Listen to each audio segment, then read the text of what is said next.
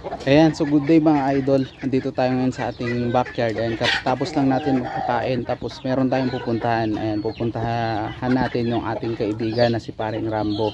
Kukunin natin yung ipapahiram niyang back sa atin. Ayan, and then kukunin natin yung isang back na gagawin nating future breeder mga idol. Kasi wala tayong back sa ating backyard. Although merong isa, kaso upgraded lang yun. Ayan, future pangkatay na lang siguro yun mga idol. Or hindi pa kasi alam nung napagkuhanan natin kung anong breed nun. Ayan, so yun lang mga idol, kaya let's go na, let's go.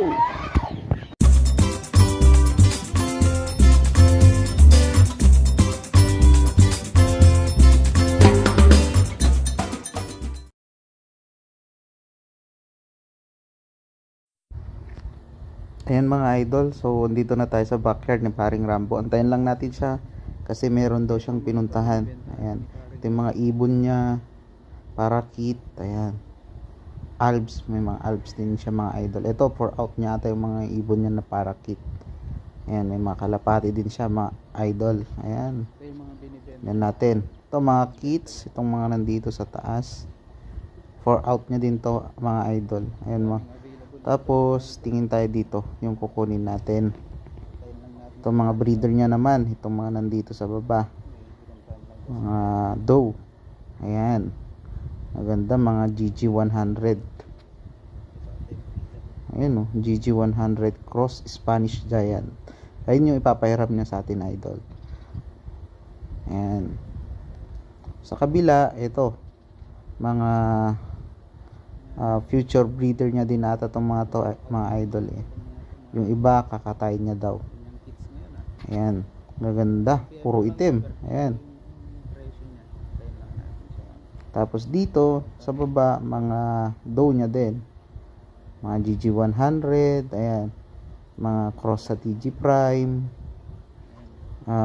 May ayan GG100 cross Spanish Giant. Meron ding PS119. Ito PS119 FG cross sa Prime, TG Prime. Grabe, solid tong mga alaga dito ni Paring Rambo. Ayan,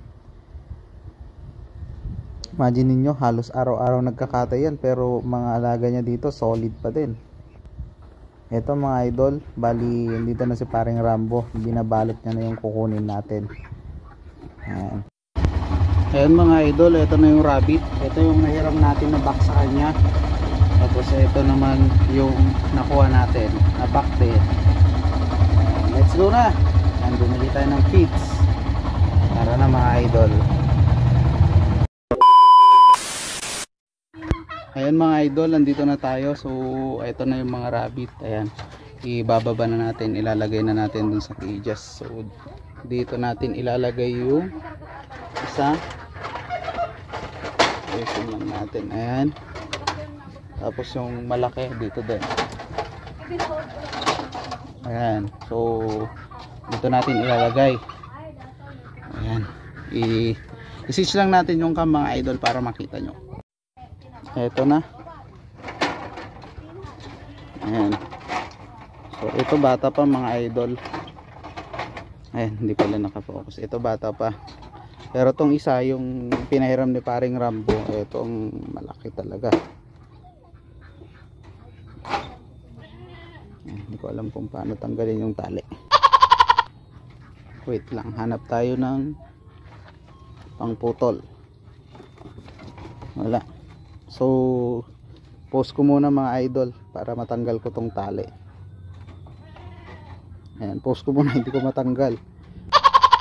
Ayan, eto na siya mga idol. Ayan, oops, pasok na sa bago mong lungga. Ayan, temporary pa lang lungga mo kasi niram lang yun kay Paring Rambo. Ayan, pasok ka muna sa iyong temporaring lungga. Ayan, sobrang laki na ito mga idol. Ito, hindi ko matandaan yung breed. Ayan, wait lang, titignan lang natin. Ito mga back tong mga to mga idol, pero ito yung pinakamalaki, yung hiniram natin kay Paring Rambo. Gagamitin na natin yan sa ating tatlong doe. Ito,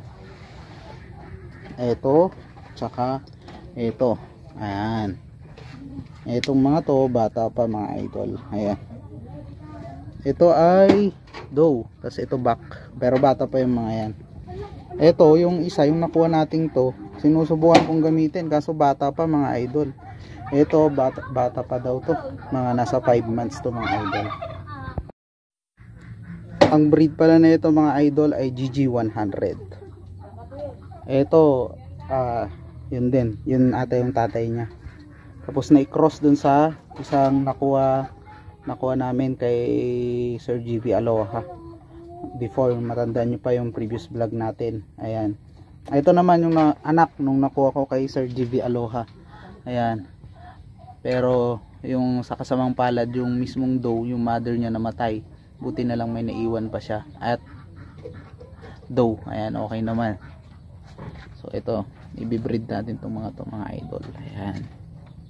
So yun lang yung update natin sa ating rabitan. Then bukas mag-general cleaning tayo kasi ayan, ang kalat na mga idol. Sobrang busy na natin.